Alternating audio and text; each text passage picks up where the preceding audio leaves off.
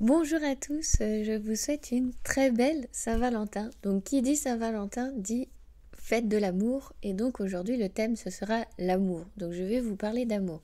Pourquoi je vous parle d'amour? Parce que c'est vrai que je vous ai parlé de fréquence énergétique à laquelle j'étais connectée, donc la fréquence d'amour inconditionnel. Et du coup je voulais un petit peu aujourd'hui vous préciser comment on peut définir en fait ces différents types d'amour. Sachant que ça n'est absolument pas cloisonné, qu'il n'y a pas une définition officielle de l'amour et que c'est bien plus large que ça. Mais ici, je voudrais en fait simplifier pour clarifier. Comme ça, quand vous écoutez des épisodes, que vous m'entendez parler d'amour inconditionnel, flamme jumelle, âme sœur, etc., que vous ne soyez pas trop perdu dans les termes techniques en fait que j'emploie. Et du coup, je voulais un petit peu vous partager mes définitions de comment je définis en fait les choses dont je parle. Donc encore une fois, c'est ma vision des choses. Vous avez absolument le droit d'en avoir une autre. Vous pouvez même partager d'autres idées, d'autres façons de voir ou même faire des apports sous cette vidéo en commentant, il n'y a pas de souci. C'est tout à fait ouvert. On est toujours dans un partage de connaissances, de discussions, de réflexions. Et donc, pour pouvoir agrandir nos apprentissages, nos leçons, hein, tout ce qu'on fait ici sur Terre, tout ce qu'on apprend, et pas se cantonner à une seule vision et à rester cloisonné dans cette vision et fermé. Donc du coup, déjà, pour cette notion d'amour, je mettrais en fait deux grands blocs, vous voyez. Un peu pour mettre d'un côté l'amour terrestre, tout ce qu'on vit ici et expérimente sur Terre, et puis ce que j'appellerais l'amour divin, qui est au-dessus plutôt le plan supérieur. Donc déjà, je distinguerais en fait un peu déjà deux gros blocs. Dans l'amour terrestre, du coup, je mettrais tout ce que l'on ressent ici sur Terre, donc qui concerne l'amour. Donc il y a l'amour, on va dire l'amour charnel. Donc ça, c'est la rencontre des corps, en fait. C'est lié au chakra plutôt du bas. Donc chakra racine et surtout chakra sacré. Et donc, je le mets dans une catégorie parce que je le sépare, en fait, d'amour, sentiment amoureux que l'on peut éprouver pour une personne. Parce qu'effectivement, on peut avoir seulement cette idée d'amour charnel, d'avoir cette fusion avec quelqu'un sans pour autant partager sa vie avec, etc. Donc du coup, voilà pourquoi je fais une catégorie d'amour charnel en disant que bah, voilà, c'est ce que le corps expérimente et c'est pas forcément lié à un sentiment que l'on ressent. Et pourtant, on peut avoir cette fusion et ça peut être absolument très fort aussi. Je parle pas juste d'avoir des relations sexuelles simples, basiques et brutales. Ça peut être aussi très très fort au niveau énergétique, quand bien même on n'est pas avec la personne et quand bien même on n'a pas de sentiments amoureux et qu'on ne partage rien, il peut y avoir cette fusion-là, ça existe. Donc voilà pourquoi j'en parle et pourquoi je fais cette catégorie-là. Ensuite, je mettrai un petit peu amour fraternel, familial. Je le mettrai un petit peu tous ensemble. C'est ce qu'on ressent en fait pour nos proches. Nos proches, nos amis, notre famille. D'ailleurs, ça nous arrive de dire à nos amis, tellement qu'on les aime fort, qu'on a l'impression qu'ils font partie de notre famille. C'est notre famille. Donc quand on emploie ces termes-là, on voit bien que cet amour est très très très très fort aussi. À savoir que quand on aime comme ça des individus de notre famille, il n'y a pas de catégorie là aussi, hein, quand vous avez des enfants, quand nous sommes parents. On aime nos enfants inconditionnellement tous de la même façon. Il n'y a pas un qu'on va préférer à l'autre, etc. Chacun a sa personnalité, chacun a ses atouts, ses compétences, ses défauts, ses qualités. C'est la richesse de l'humain en fait que l'on reconnaît et on les aime tous, je vais dire de la même façon. Et vous voyez, quand on aime sa famille, ses amis, etc., l'amour ne diminue pas. Ça n'est pas parce que on a un premier enfant qu'on l'aime très fort, qu'on a un deuxième enfant qu'on l'aime très fort, qu'on aime moins le premier. L'amour ne diminue pas en fait selon le nombre de personnes. Au contraire, ça s'expanse. Plus vous aimez et plus ça expanse, et c'est là où en fait on fait monter l'amour à un niveau supérieur. C'est pour ça que je parle d'amour au niveau terrestre et amour au niveau plan supérieur, au niveau divin. J'appelle ça l'amour divin. J'ai essayé de définir comme je pouvais. Donc en fait, plus vous êtes dedans, plus vous êtes dans cet amour-là, et en fait, plus vous expansez cet amour à tout, à plus grand. Donc du coup, voilà, je mets un petit peu les proches, les amis, la famille, tout ça, dans cette idée d'amour fraternel, familial, de filiation. Ensuite, il y a l'amour, ce sentiment amoureux que l'on peut éprouver pour une personne. Et dans ce sentiment amoureux, là aussi, il va y avoir plusieurs, entre guillemets, catégories, parce que j'ai dit on ne peut pas vraiment tout cloisonner. Il y a l'amour qu'on a pour quelqu'un, et puis il y a cette notion d'âme sœur. Alors dans cette notion d'âme sœur, ce sont vraiment, je pense, on n'a pas vraiment de preuves, mais je pense que en fait c'est une connexion, et on se reconnaît à ce moment-là, si vous voulez, d'âme à âme. Et c'est comme si, en fait, je pense que les âmes sœurs se sont connues dans d'autres vies, sur d'autres plans, dans d'autres réalités.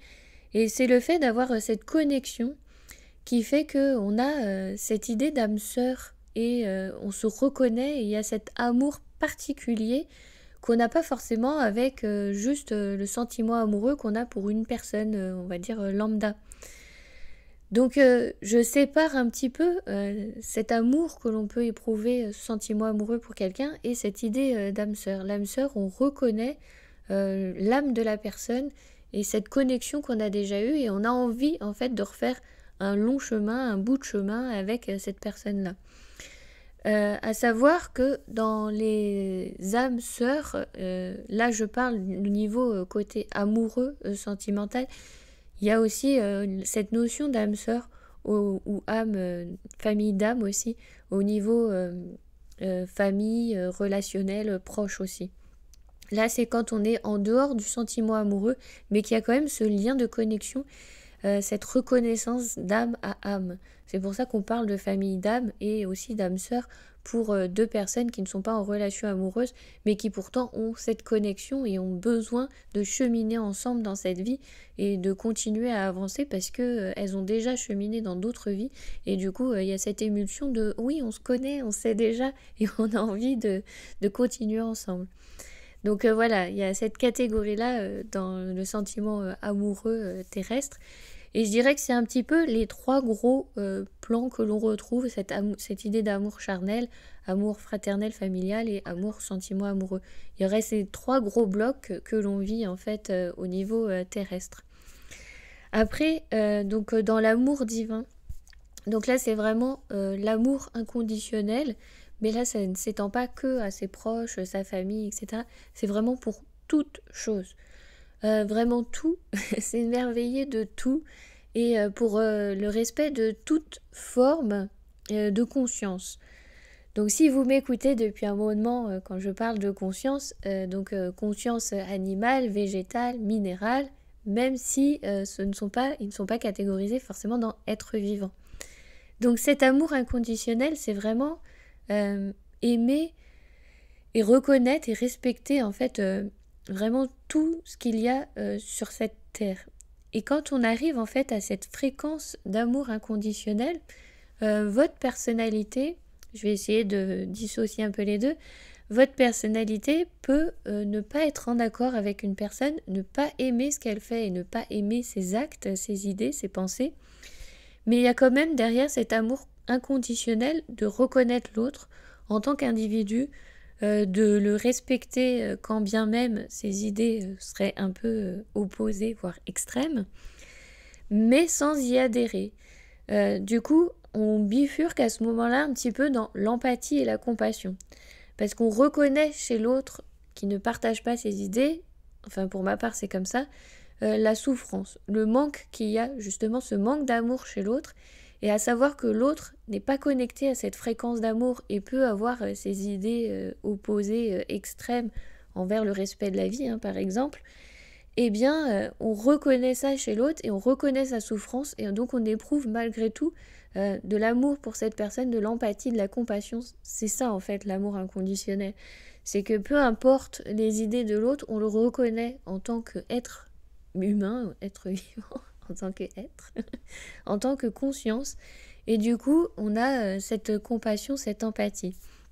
Et d'ailleurs, c'est vrai que j'ai remarqué, donc je suis arachnophobe, j'ai remarqué que connecté à cette fréquence d'amour inconditionnel, quand on était en répétition à la Batucada, donc on bouge, on se déplace et tout ça, et il y avait une araignée au milieu de la salle, et avec la résonance du bruit, je pense que ça devait être insupportable pour cet être. Et du coup, j'avais de la compassion et de l'empathie parce que je la voyais en mode panique, elle essayait de partir, mais comme on bouge tous, etc., on est dans le mouvement, elle essayait de se faufiler entre nos pieds pour pas se faire écraser. Et du coup, même si je suis arachnophobe, vous voyez, j'avais cette compassion pour cet être, pour cette pauvre bête qui risquait sa vie. Donc, je fais l'effort maintenant de ne pas écraser les araignées. Si elles sont vraiment trop grosses, je demande à quelqu'un de les sortir pour moi. Mais je fais l'effort de contourner pour voilà, la laisser, si elle est dans son environnement naturel. Je n'ai pas à l'écrabouiller. Je fais attention et j'ai cette compassion. Pourtant, je ne suis pas vraiment amie avec les araignées. Mais vous voyez, j'ai développé ça. Donc ça m'a surpris parce que comme ça fait partie de la peur, que je n'ai pas encore transcendé la peur, c'était assez surprenant que connecté à cette fréquence d'amour inconditionnel, on peut pourtant développer cet amour, cette empathie à quelque chose qui nous révulse vraiment et qui nous fait vraiment peur et qui nous horripile, quoi. Donc c'est possible.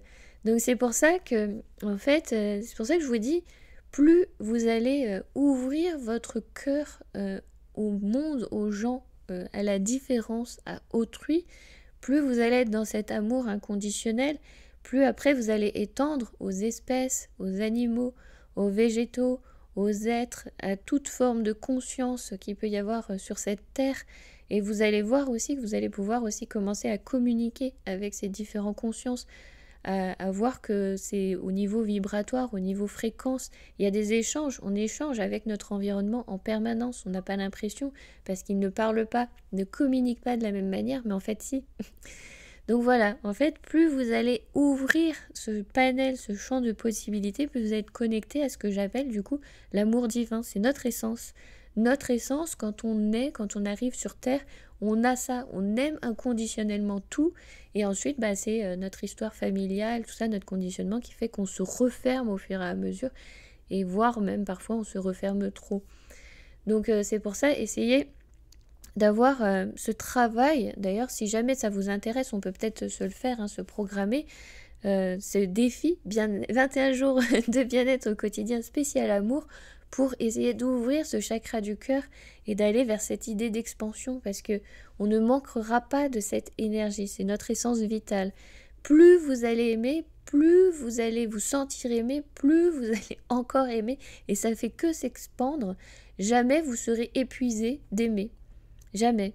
C'est quelque chose qui nous nourrit et qui nourrit les autres et qui nourrit en fait toute la planète Terre et tous les hommes. On ne peut pas s'épuiser sur une fréquence d'amour.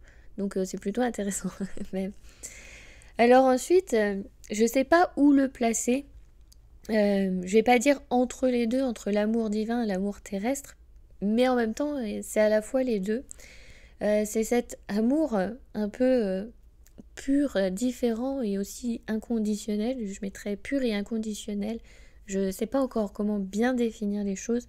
Des flammes jumelles.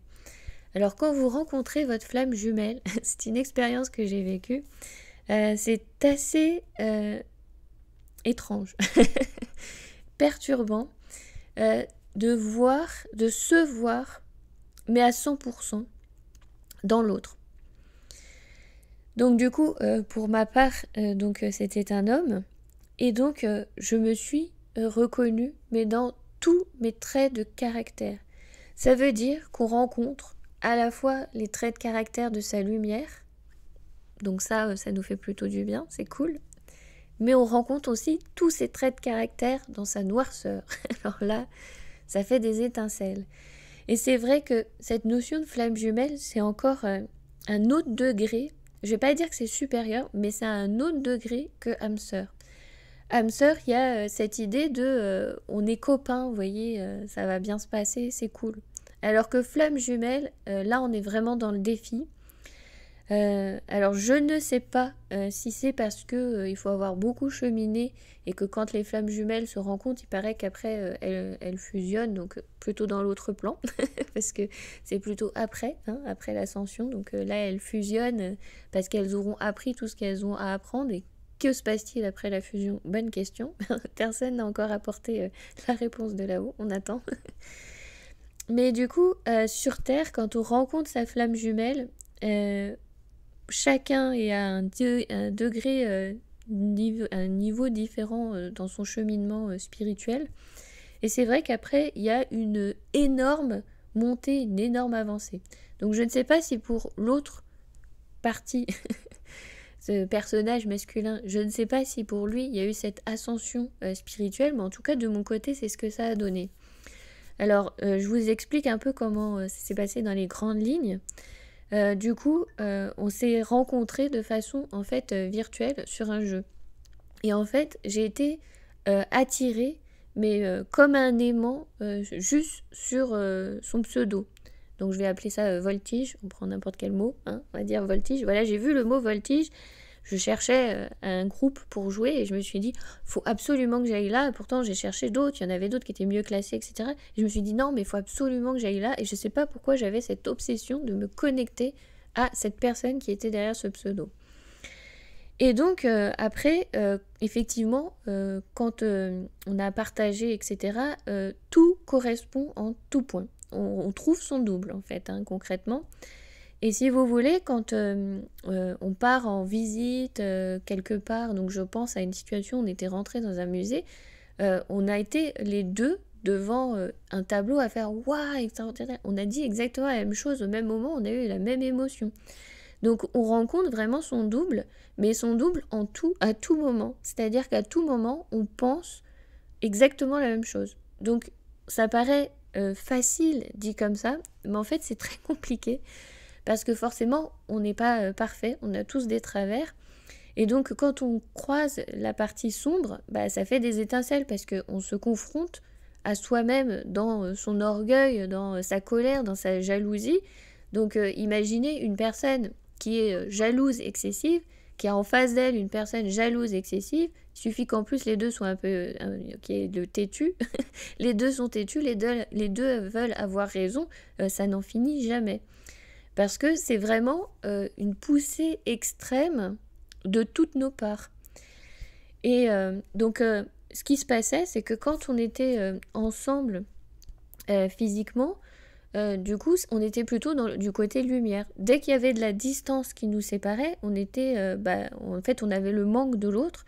Et du coup, on était dans notre partie sombre. Donc, ça faisait des étincelles. Donc forcément à long terme ça peut pas tenir parce que forcément quand on est tout le temps dans l'ascenseur émotionnel c'est trop et du coup ça ne tient pas sur le long terme. Donc est-ce que c'est parce qu'on doit fusionner dans un autre plan et qu'on a un autre travail spirituel à faire entre temps? Mais voilà, à savoir que quand on croise sa flamme jumelle, c'est vraiment une expérience extraordinaire qui ne ressemble à rien d'autre. Du coup, donc forcément ça s'est terminé avec des étincelles puisque forcément les deux sont restés sur la position de la noirceur. Mais après ça, donc je ne sais pas si de l'autre côté ça a fait ça, mais après ça, si vous voulez, j'étais tellement down que je ne pouvais que remonter. Et c'est là où j'ai eu cette évolution en fait spirituelle, plus, cette connexion, et que ça a ouvert à beaucoup plus.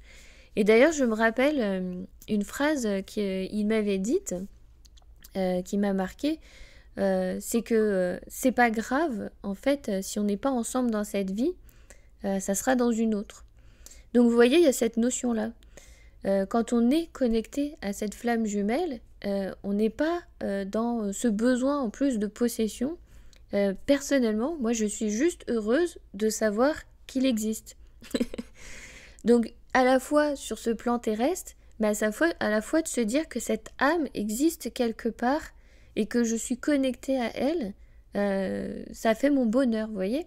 Donc c'est vraiment un autre amour très différent de ce besoin d'être avec la personne, ce besoin charnel et tout ça, qu'on ressent aussi, hein, parce que je vous ai dit, ça a fait des étincelles.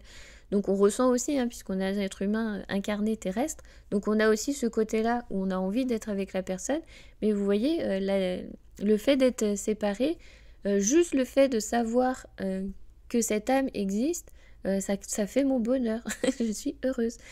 Donc je lui souhaite d'ailleurs dans cette vie terrestre tout le bonheur du monde. Si jamais un jour il regarde, je te souhaite tout le bonheur du monde parce que moi de toute façon je suis connectée à cet amour inconditionnel, cette fréquence d'amour.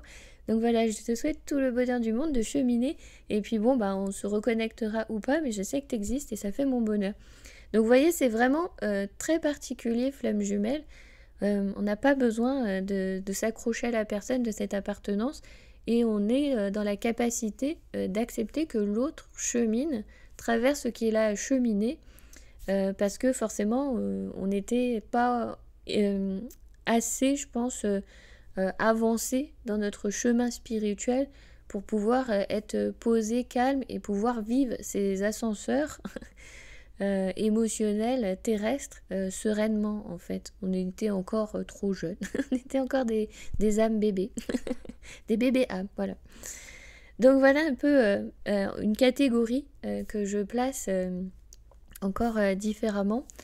Donc voilà, si jamais vous avez des doutes sur ça, sur est-ce que c'est mon âme sœur, ma flamme jumelle, ben voilà, ça peut être un bon indicateur. Âme sœur, vous sentez cette connexion, c'est vraiment une connexion d'âme à âme, et vous avez envie de partager, c'est plutôt joyeux, et vous êtes plutôt dans l'émulsion et plutôt heureux, donc après vos chemins peuvent se séparer ou non, hein, ça ne change pas, mais ça reste, vous voyez, joyeux, alors que flamme jumelle, il y a quand même cette déchirure un peu chaotique, qui vous fait tomber bien bas, mais après pour remonter. Il y a quand même cette idée de, vous voyez, de vertige, voilà. C'est un peu comme les montagnes russes, voilà, c'est exactement vertigineux. Retenez le mot, c'est vertigineux.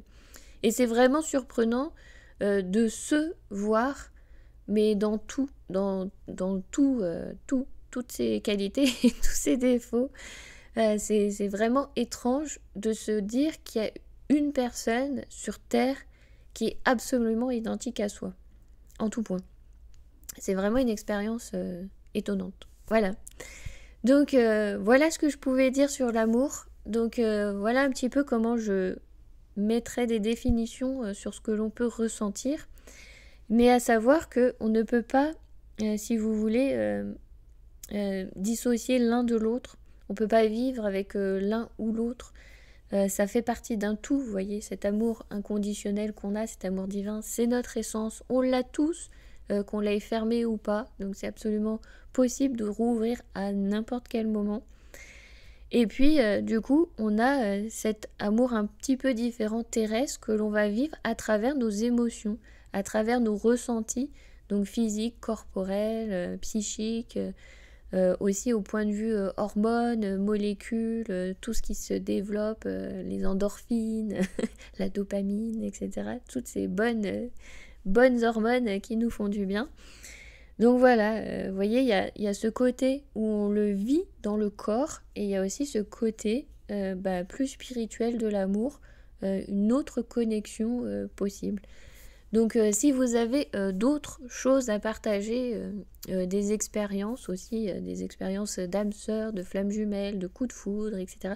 Si vous avez envie d'en parler, d'échanger, n'hésitez pas à me faire un commentaire sous cette vidéo. Et puis comme d'habitude, je vous remercie infiniment pour votre écoute. Je vous envoie toutes mes amitiés et je vous souhaite à tous et à toutes une très belle Saint-Valentin et on n'a pas besoin d'être, vous voyez, en couple pour avoir cette notion d'amour. L'amour, ça peut se donner et se recevoir avec tout. C'est étonnant dit comme ça, mais c'est vrai, ça peut se vivre avec tout. Ah oui, je voulais aussi vous proposer un petit exercice. Donc là, c'est un exercice qui se fait à deux. Vous n'êtes pas obligé de le faire avec votre conjoint, avec la personne avec qui vous êtes en couple. Vous pouvez le faire avec un proche, avec un ami, avec votre enfant, avec qui vous voulez. Je pense même avec un animal, c'est tout à fait possible. Je vous invite à essayer ce petit exercice. Donc déjà, je vais vous faire le déroulement de l'exercice, comme ça, une fois que vous serez avec la personne, eh bien, vous pourrez du coup faire tranquillement ce petit exercice. C'est une connexion en fait de cœur à cœur. Je voudrais vous proposer ça à faire avec quelqu'un. Donc vous allez tous les deux en fait vous mettre face à face, et puis vous allez fermer les yeux et prendre 3 grandes respirations. La première, ça va être pour détendre le corps.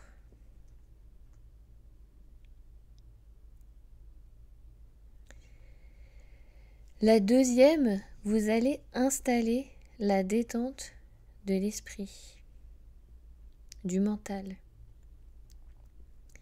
Et si vous voulez, si vous avez des pensées qui vous traversent, des ruminations, des choses qui viennent, visualisez comme des petites bulles qui vont s'éloigner avec votre souffle, avec votre expiration, et qui vont s'éloigner de vous.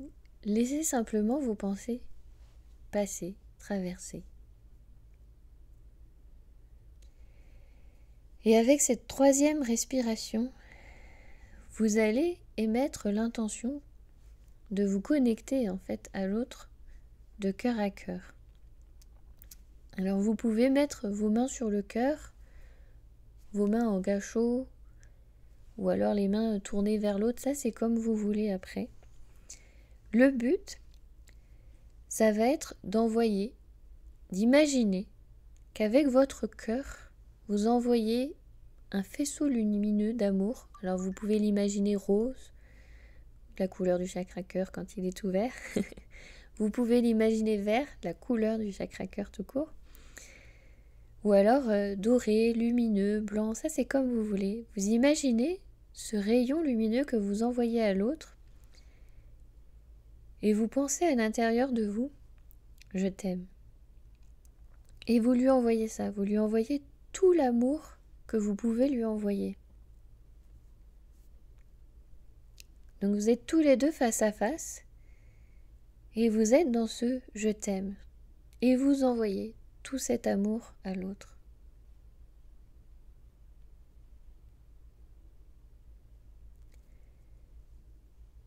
Alors bien évidemment, comme vous êtes en train d'envoyer tous les deux, vous êtes également en train de recevoir tous les deux. Et je vous invite que quand vous envoyez, d'essayer également de ressentir ce que vous êtes en train de recevoir. Essayez de ressentir cet amour. Vous envoyez je t'aime et vous recevez ce je t'aime.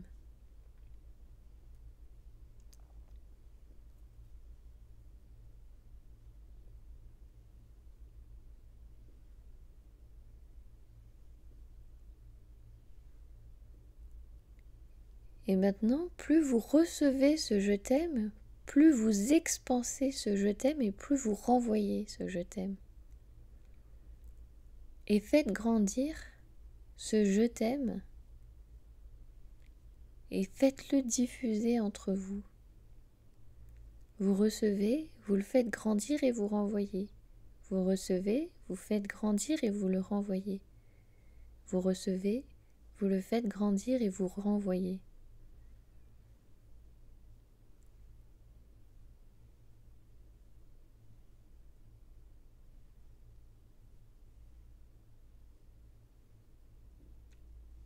Et maintenant, je vous invite à ouvrir les yeux et à regarder l'autre dans les yeux et à lui dire toujours ce je t'aime aussi avec les yeux. Et observez les yeux de votre interlocuteur également.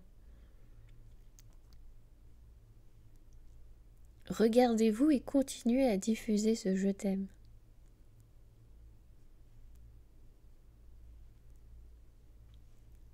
Et dans ce je t'aime, vous pouvez ajouter ce que vous avez envie de dire à l'autre. Tu es beau, tu es belle.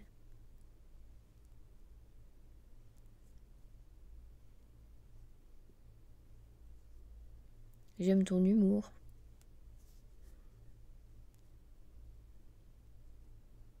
Sans prononcer de mots.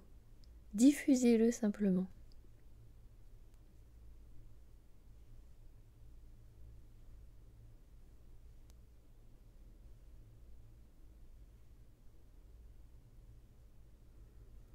Et je vous laisse dans cette expérimentation. Donc continuez à diffuser. Et je vous laisse terminer l'exercice ensemble de la façon qui sera juste pour vous. À bientôt!